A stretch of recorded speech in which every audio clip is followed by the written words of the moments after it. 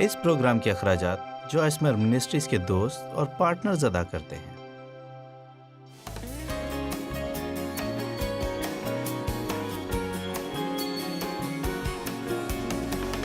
ہم ایک روحانی جنگ میں ہیں اور اس میں کوئی شک نہیں ہے، اور افسیوں 6:12 کہتی ہے کہ ہماری یہ جنگ خون اور گوشت سے نہیں ہے۔ آج صبح میری بات غور سے سنو، اور جب میں کہتی ہوں کہ آپ کے حالات آپ کا مسئلہ نہیں ہے تو میرا یقین کریں، وہ مسئلہ جو آپ کو تنگ کر رہا ہے وہ آپ کا اصل مسئلہ نہیں ہے۔ جو کچھ اس کے پیچھے موجود ہے اور وہ ہے حقیقی مسئلہ۔ اور جب ابلیس کسی شخص کے وسیلہ کام کرتا ہے، یا یوں کہہ لیجئے کہ وہ کسی شخص کے وسیلہ کام کر کے آپ کو ہر وقت پریشان رکھنا چاہتا ہے، کیا کسی کی زندگی میں کوئی ایسا شخص ہے؟ یہ ایسے ہی ہے جیسے آپ صبح اٹھے اور بہت اچھا دن گزر رہا ہو اور اچانک وہ آ جائے اور یہ سب کچھ ختم ہو جائے۔ خیر، اپنی جنگوں کو جیتنے کا طریقہ، میں جو کچھ کہنے والی ہوں اسے غور سے سنیں۔ جنگوں کو جیتنے کا طریقہ یہ جاننا ہے کہ کس طرح اپنی آنکھیں کھلی رکھیں اور یہ سمجھنا ہے کہ دشمن کیا کرنے کی کوشش کر رہا ہے، اور جس طرح وہ چاہتا ہے کہ ہم رد عمل ظاہر کریں اس کے بالکل برعکس رد عمل ظاہر کریں۔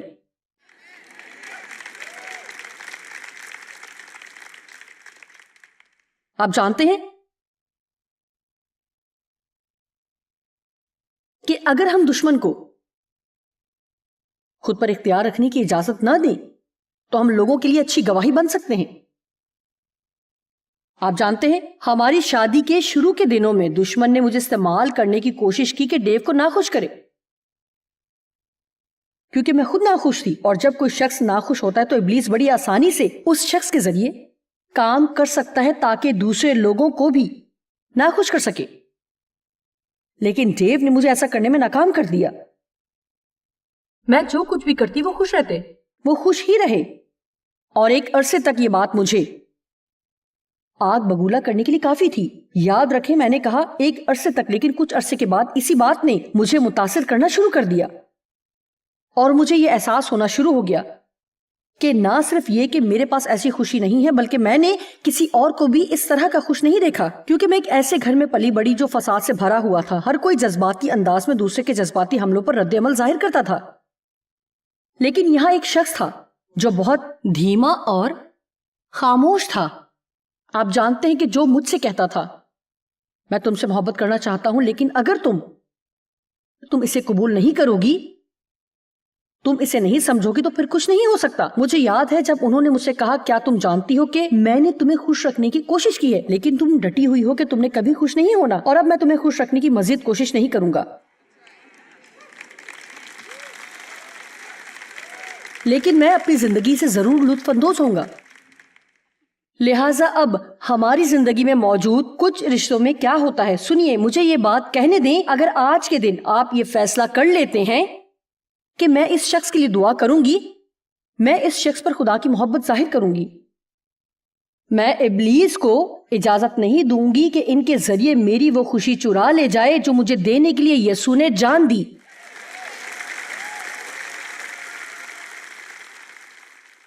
کسی اور شخص کے غلط انتخاب کو اجازت نہ دیں کہ وہ آپ کی قسمت کا فیصلہ کرے۔ یہ بات قابل تحریر ہے۔ کسی بھی اور شخص کے غلط انتخاب کو اجازت نہ دیں کہ وہ آپ کی قسمت اور منزل کا تعین کرے۔ افسیوں 6:12 کیونکہ ہمیں خون اور گوشت سے کشتی نہیں کرنا ہے۔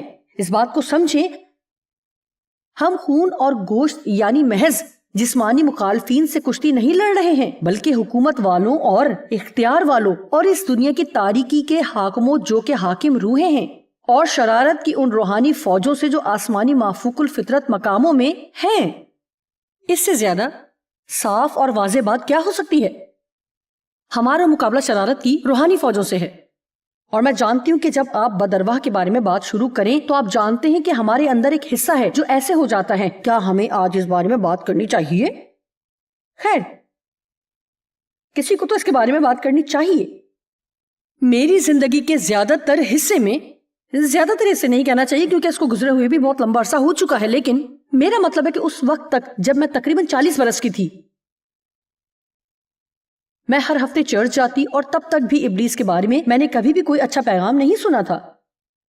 اور میں سمجھتی ہوں کہ یہ ٹھیک بات ہے. لوگوں کو بتانے کی ضرورت ہے کہ ان کا ایک دشمن ہے اور انہیں اس کے بارے میں پوری طرح معلومات حاصل ہونا چاہیے کہ بائبل شیطان، ابلیس اور بداروا اور ابلیسی روحوں کے بارے میں کیا کہتی ہے. ہمیں یہ جاننے کی ضرورت ہے کہ کلام کے مطابق روح کو کس طرح پرکھا جائے. ہر بات جو ہمارے سامنے آئے اس پر یقین نہیں کر لینا چاہیے. دیکھیں، خدا نے ہمیں پرکھنے کی صلاحیت عطا کی ہے. اگر ہم اپنی ذہنی اندازوں اور خیالات کے بجائے جو کچھ اپنے دل میں محسوس کرتے ہیں اس کے مطابق زندگی گزارے تو ہم دوسرے لوگوں کے ہاتھوں بری طرح دکھ اٹھانے سے بچ سکتے ہیں، جو نظر کچھ آتے ہیں لیکن بعد میں نکلتے کچھ اور ہیں. کتنی بار آپ کو احساس ہوا ہے کہ کچھ گڑبڑ ہے، کچھ نہ کچھ غلط ہے، کچھ ٹھیک نہیں ہے، لیکن آپ حقیقتاً نہ تو اس کی نشاندہی کر پاتے اور نہ ہی اسے سمجھ سکتے ہیں، اور آپ آگے بڑھتے ہیں اور اپنی عقل استعمال کرتے ہیں اور ایک بڑے بگاڑ کا شکار ہو جاتے ہیں. میں نے سیکھا ہے کہ اس پر دھیان دوں. یہ ایسے ہی ہے. میرا خیال ہے مجھے تھوڑا رکنا چاہیے اور ذرا احتیاط سے کام لینا چاہیے. میں نہیں چاہتی کہ دشمن مجھے تباہ کرنے کے لیے لوگوں کو استعمال کرے، لہٰذا میں ان تمام برسوں میں چرچ جاتی رہی اور میں نہیں جانتی تھی کہ میں دشمن کے بارے میں کیا سوچتی تھی. لیکن یقیناً میرا مطلب ہے میں نے کبھی ایسا نہیں سنا تھا کہ وہ میرا مسئلہ ہے اور یہ کہ یہ ابلیس ہی تھا جس نے میرے باپ کے ذریعے کام کر کے میری زندگی کو تباہ کیا. اور حقیقت ہے کہ اس نے ایسا ہی کیا کیونکہ خدا جانتا تھا، کیونکہ میری زندگی میں ایک بلاہٹ تھی اور خدا مجھے استعمال کرنا چاہتا تھا. لہٰذا جس لمحے سے میں نے اپنی چھوٹی چھوٹی آنکھیں اس دنیا میں کھولی، مجھے تباہ کرنے کے لیے ابلیس وہاں موجود تھا. میرے نام کا پہلا حصہ جوائس نہیں ہے بلکہ پاولین ہے، اور پاولین جوائس کا مطلب ہے شادمان روح کے ساتھ ایک چھوٹا مناد.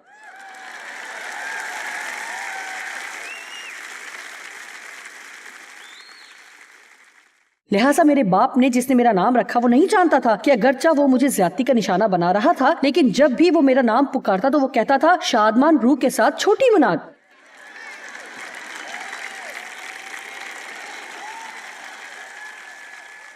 اور آپ جانتے ہیں کہ میری بہترین گواہی کیا ہے؟ یہ کہ میں ابھی بھی یہاں موجود ہوں.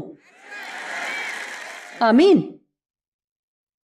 اور آپ بھی، اور ہم ہر روز سیکھ رہے ہیں، اور میں ہر دن روز بروز ہوشیار سے ہوشیار ہوتے جانا چاہتی ہوں اور دشمن کے کاموں کو زیادہ سے زیادہ پہچاننا چاہتی ہوں.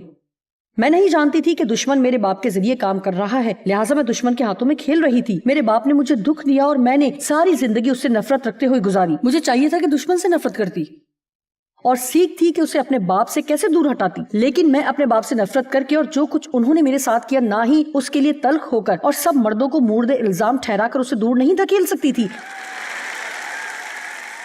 سنیے، کیا آپ اس نمونے کو دیکھ سکتے ہیں؟ ابلیس کو پیچھے ہٹانے کا طریقہ اس کے بالکل برعکس کام کرنا ہے. جو وہ چاہتا ہے کہ آپ کریں، یعنی لوگوں کو معاف کریں اور جتنے لوگوں کی مدد کر سکتے ہیں ان کی مدد کریں. جو کچھ وہ چاہتا ہے کہ آپ کریں. جب بھی میں یہاں اوپر آتی ہوں اور اپنا منہ کھولتی ہوں، میں دشمن کو پیچھے دھکیلتی ہوں، اور میں آپ کو بتا سکتی ہوں کہ وہ آج بالکل بھی خوش نہیں ہے. ٹھیک ہے، جس کسی نے آپ کو دکھ دیا ہو، جب بھی آپ اس کو معاف کرتے ہیں تو آپ دشمن کے منہ پر تھپڑ رسید کرتے ہیں. جب بھی آپ کے پاس موقع ہو کہ آپ تلخ اور خفا رہیں، اور اگر آپ ناراض ہونے سے انکار کریں اور اس کی بجائے ہو سکتا ہے آپ اس شخص کے لیے دعا کریں یا بامقصد طور پر اس کی مدد کریں، تو او میرے خدا، ابلیس کو تو دورہ پڑ رہا ہوگا.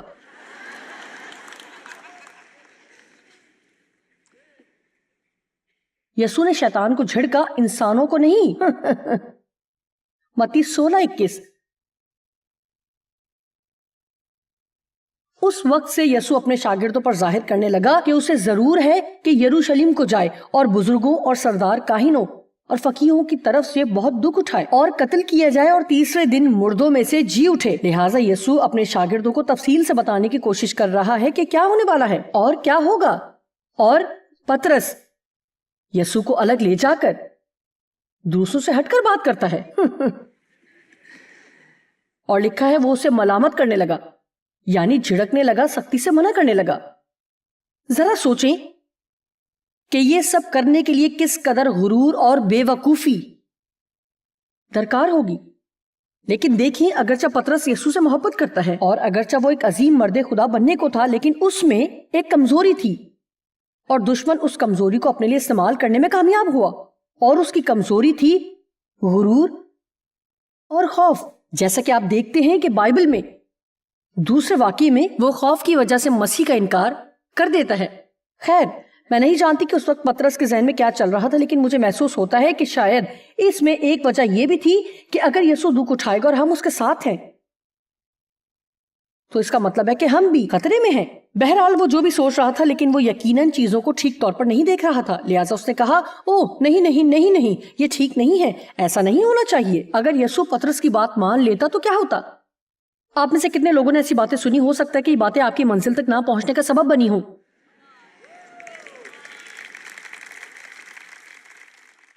نہیں نہیں نہیں, تمہیں یہ بات بھول جانی چاہیے, تم یہ نہیں کر سکتے. نہیں نہیں, آپ کے پاس اس کام کو کرنے کی صلاحیت نہیں ہے. خدا, جب خدا نے مجھے تعلیم دینے کے لیے بلایا تو میرے ساتھ لوگوں کا ایک گروہ تھا. وہ معاشرے کے ایسے پس منظر سے آئے تھے جہاں خواتین منادی نہیں کرتی تھیں. دیکھا آپ نے, میں نہیں جانتی تھی کہ خدا خواتین کو استعمال نہیں کر سکتا. لہٰذا اس نے جو کچھ مجھے کہا میں نے اس کا یقین کیا اور وہ کرنا شروع کر دیا جو میری سوچ کے مطابق وہ مجھے کرنے کو کہہ رہا ہے. کسی نے مجھے بتایا, اور یہ خواتین کا ایک گروپ تھا, کسی نے ہمیں بتایا کہ آپ سوچتی ہیں کہ کسی دن آپ کے پاس دنیا کی ایسی سب سے بڑی منسٹری ہوگی جسے ایک خاتون چلا رہی ہوں گی. یہ ممکن نہیں ہے. ہمیں یہی سکھایا گیا ہے اور یہی حقیقت ہے. ہم اسی بارے میں بات کر رہے تھے, اور آپ کی جیسی شخصیت کے ساتھ تو یہ بالکل بھی ممکن ہی نہیں ہے. لیکن جیسا کہ میں نے کہا,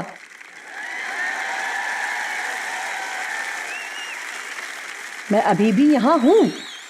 خیر, کیا آپ جانتے ہیں کہ در حقیقت وہ میرے ساتھ برائی کرنے کی کوشش نہیں کر رہے تھے, لیکن دشمن ان کے ذریعے ان کی جسمانی سوچوں کے وسیلہ کام کر رہا تھا اور مجھے اس بات پر یقین کرنے کے لیے مجبور کر رہا تھا کہ میں اس کام کے لیے بالکل بھی مناسب نہیں تھی اور خدا نے مجھے نہیں بلایا. دیکھیں, شیطان لوگوں کے ذریعے کام کرتا ہے, اور اسی لیے آپ کو, ایسا نہیں ہے کہ ہم لوگوں کی سننا نہیں چاہتے ہیں, لیکن پہلے آپ کو خدا کی سننے کی ضرورت ہے اور انسان کی بجائے خدا کی فرمانبرداری کرنا ہے. اپنی منزل کو اس لیے نہ کھو دیں کہ دشمن کسی کے ذریعے کام کر رہا ہے اور آپ کو یہ بتانے کی کوشش کر رہا ہے کہ آپ کیا نہیں ہیں اور کیا نہیں کر سکتے, یا آپ کیا کبھی نہیں بن سکتے. آپ خدا کی سنیں جو کہتا ہے کہ مسیح میں سب جو میری قوت ہے, میں سب کچھ کر سکتی ہوں.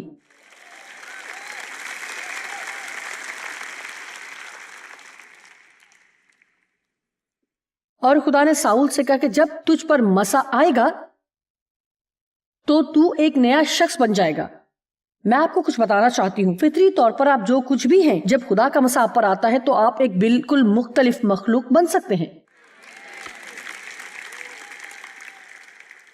23ویں آیت, اس نے پھر کر پطرس سے کہا, اے شیطان, میرے سامنے سے دور ہو, تو میرے لیے ٹھوکر کا باعث ہے. کیا آپ نے دیکھا؟ تو میرے لیے دکھ اور رکاوٹ کا باعث اور ایک پھندے کی طرح ہے, کیونکہ تو خدا کی باتوں کا نہیں بلکہ آدمیوں کی باتوں کا خیال رکھتا ہے. پہلا پطرس 5:8. تم ہوشیار اور بیدار رہو, یعنی ہر وقت سنجیدگی سے متوازن اور چوکنے رہو. تمہارا مخالف ابلیس گرجنے والے شیر ببر کی طرح ڈھونڈتا پھرتا ہے کہ کس کو پھاڑ کھائے. جی ہاں, جس طرح رات کو شیر دھاڑتا پھرتا ہے کہ کسے اپنا شکار بنائے. یسوع یہودا کا شیر ببر ہے اور شیطان گرجتے ہوئے شیر کی طرح آتا ہے تاکہ دیکھے کہ کسے پھاڑ کھائے. خیر, آج سب کو یہ فیصلہ کرنے کی ضرورت ہے کہ میں اس کا شکار نہیں بنوں گی. میں اس کا شکار نہیں بنوں گا. ہمیں احتیاط اور ہوشیاری سے زندگی گزارنا سیکھنا ہوگا. بائبل کہتی ہے جاگو اور دعا کرو. ہمیں جاگنے اور دعا کرنے کی ضرورت ہے. جس لمحے آپ کو محسوس ہو کہ حسد آپ کے دل میں جگہ بنانے کی کوشش کر رہا ہے, جب آپ کسی دوست کی برکت کے بارے میں سنتے ہیں, شاید یہ ایسا دوست ہے جس سے آپ محبت رکھتے ہیں, وہی محبت جو خداوند کی ہے, لیکن آپ انہیں کچھ زیادہ پسند نہیں کرتے. اور آپ کا کوئی ایسا دوست جس سے کچھ ایسا مل گیا ہے جس کے لیے آپ عرصے سے انتظار کر رہے تھے اور آپ کو وہ چیز ابھی تک نہیں ملی, اور آپ اپنے اندر اس حسد کو سر اٹھاتے ہوئے محسوس کر سکتے ہیں, اور ایک طرح کا رنجیدہ رویہ میرے اندر پیدا ہو رہا ہے. آپ جانتے ہیں کہ اگر اسی وقت آپ ہوشیار ہو جائیں اور کہیں نہیں, شیطان تو میرے رویے کو نہیں بگاڑ سکتا, میں ان کے لیے خوش ہوں, اور اے خداوند میں تیرا شکر کرتی ہوں کہ تو نے انہیں برکت دی. ہمیں اس کے خلاف اٹھ کھڑا ہونا ہے. ہمیں اس طرح کی باتوں کو واقع ہونے نہیں دینا.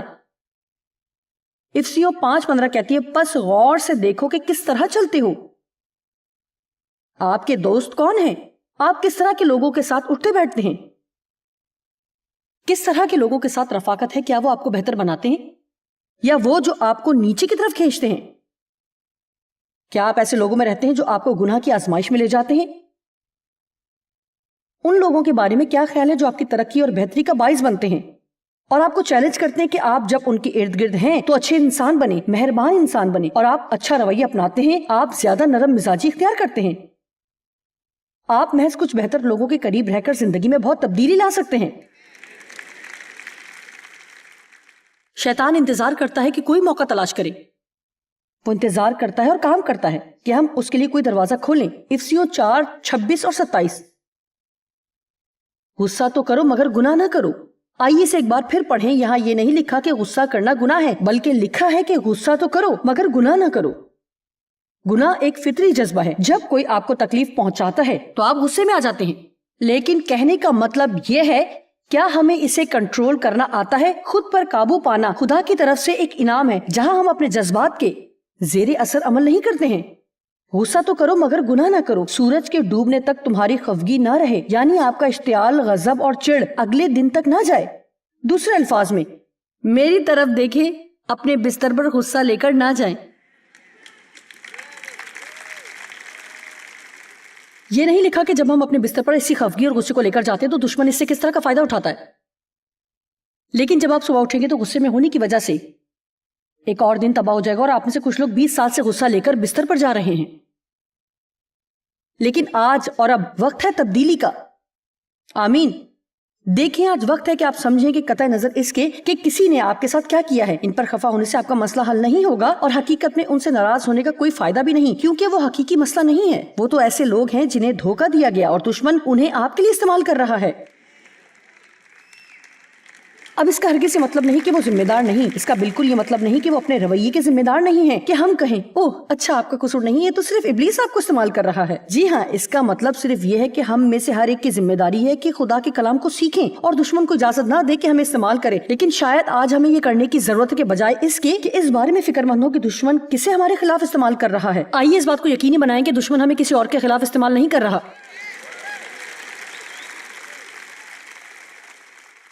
मुझे यकीन है कि इब्लीस ने कई बार मुझे दूसरों के जज्बात को दुख पहुंचाने के लिए इस्तेमाल किया है। शायद लोगों को वो सब याद ना रहे जो आपने कहा है, लेकिन मैं आपको बताती हूं कि वो याद रखेंगे कि आपने उनके साथ कैसा सलूक किया है। और हमारे पास मौका होता है कि आया खुदा को अपने वसीले काम करने दें या दुश्मन के हाथों खिलौना बन जाएं। खुदा ऐसे लोगों की तलाश करता है जिनको वो कुदरत से इस्तेमाल कर सके। इफ्सियों 5:15, बस गौर से देखो कि किस तरह चलते हो, दानाओं की तरह चलो और सूरज के डूबने तक तुम्हारा गुस्सा ना रहे। इफ्सियों 4:27, और इब्लीस को मौका ना दो, यानी उसे काम करने की कोई वजह ना दो, उसे कोई हक ना दो कि फायदा उठाए। ठीक, अब हम जो जंग लड़ रहे हैं वो रूहानी है, ये जिस्मानी जंग नहीं है, और इसमें से ज्यादातर हमारे जहन में जारी रहती है। इसीलिए मैं अक्सर जहन के मैदान जंग के बारे में बात करती हूं। जहन एक मैदान जंग की तरह है जिसमें हम अपनी जंगें जीतते या हारते हैं। खुदा चाहता है कि हमारे जहन असरे नौ नए बने उसके कलाम की सच्चाई के वसीला से, लेकिन दुश्मन चाहता है कि हमसे झूठ बोले और हमें उस झूठ पर यकीन दिलाए, और फिर वो हमारे जहनों में किले बनाता है, और किला वो जगह है जहां दुश्मन मोर्चा बांध कर छुप जाता है। क्या आप जानते हैं कि मैं आपको बता सकती हूँ कि ये हकीकत है। मैं ये सच कह रही हूँ कि आप में से बहुत से जो यहाँ बैठे हैं, आप झूठ पर यकीन कर रहे हैं। आप अपने बारे में चीजों पर यकीन करते हैं, अपनी माजी की चीजों पर यकीन रखते हैं या मुस्तकबिल की। शायद आप खुदा के बारे में कुछ बातों का यकीन करते हो या दूसरे लोगों के बारे में जिनका खुदा के कलाम के साथ कोई भी वास्ता नहीं है। लेकिन बाज़ औक़ात हम अपनी ही सोचों पर ज्यादा तवज्जो नहीं करते हैं कि इस बात को समझें कि दुश्मन एक हकीकी दुश्मन है।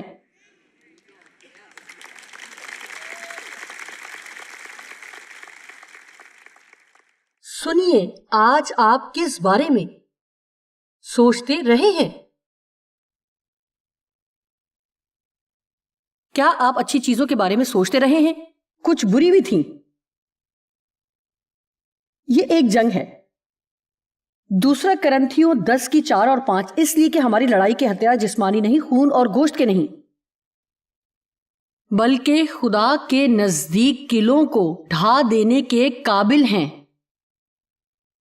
चुनाचा हम तसव्वुरात और हर एक ऊंची चीज को, यानी हर उस फखर और गुरूर की बातों को जो खुदा की पहचान के बरखिलाफ सर उठाए हुए है, ढा देते हैं, उसका इनकार करते हैं और हर एक ख्याल को कैद करके मसीह यसू का फर्माबरदार बना देते हैं। लिहाजा जरूर है कि हर ख्याल को यसू मसीह के ताबे कर दिया जाए। एक ईमानदार के तौर पर आपके पास इख्तियार है जिसका जिक्र पैदाइश की किताब में आता है, जहां खुदा ने इंसान को इख्तियार दिया और कहा कि जमीन को मामूर और महकूम करो, और उसे बाकी सब चीजों पर भी इख्तियार बख्शा जो उसने तख्लीक की थी। खैर, जब आदम ने गुनाह किया तो उसने वो इख्तियार जो खुदा ने उसे दिया था दुश्मन को दे दिया। अब यसू ने उसे वापस ले लिया है, लेकिन ये सिर्फ उन्हीं के लिए मुमकिन है जो कलाम पर यकीन रखते हैं और इस बात पर राजी हैं कि ईमान में कदम बढ़ाएं और वो शख्स बने जो खुदा चाहता है। मैं इब्लीस को इजाजत नहीं दूंगी कि मेरी जिंदगी का कारोबार चलाए। मैं उसे अपनी जिंदगी तबाह करने नहीं दूंगी। मैं वो सब बनूंगी जो खुदा चाहता है कि मैं बनूं। मैं जितने लोगों को मुमकिन होगा सबको तालीम दूंगी कि खुदा के कलाम की सच्चाई सिखाऊं, और आप भी ऐसा ही करेंगे।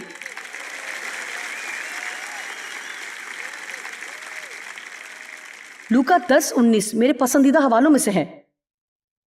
देखो मैंने तुमको इख्तियार दिया, तुम्हें ताकत दी है। देखो मैंने तुमको इख्तियार दिया कि सांपों और बिच्छुओं को कुचलो और दुश्मन की जिस्मानी और जहनी ताकत और सलाहियत, सारी कुदरत पर गालिब आओ, यानी दुश्मन के पास जो कुछ भी है, और तुमको हरगिज किसी चीज से जरर ना पहुंचेगा। अच्छा, लेकिन आइए जरा से गौर से देखें। खुदा ने हमें इख्तियार और गलबा दिया है, शैतान के पास सिर्फ कुव्वत है। देखो मैंने तुमको इख्तियार दिया है कि दुश्मन की सारी कुदरत पर गालिब आओ। दुश्मन के पास कोई हकीकी इख्तियार नहीं है क्योंकि यसू ने उसका इख्तियार उससे छीन लिया है, लेकिन हम इसे इख्तियार देते हैं अगर हम उसके झूठ पर यकीन करते हैं, अगर हम नहीं जानते कि हम कौन हैं और ये कि जो हम में रहता है वो बड़ा है। और खुदा का बेटा इसीलिए जाहिर हुआ कि इब्लीस के कामों को, यानी उसकी शरारत के कामों को नेस्त करे। सब कहें और इस तरह कहें कि आप ये जानते हैं इब्लीस को मुझ पर कोई इख्तियार नहीं है। आप में से कितने समझते कि ये आज आपके लिए भलाई है? खैर, हमारी जिंदगी में हमेशा जंगें रहेंगी, लेकिन खुशखबरी यह है कि आप यसू के साथ फतहमंद हो सकते हैं। इस बात को जहन में रखें कि असल दुश्मन कौन है और इन रूहानी हथियारों को इस्तेमाल करते हुए उससे लड़ें जो खुदा हमें बख्शता है।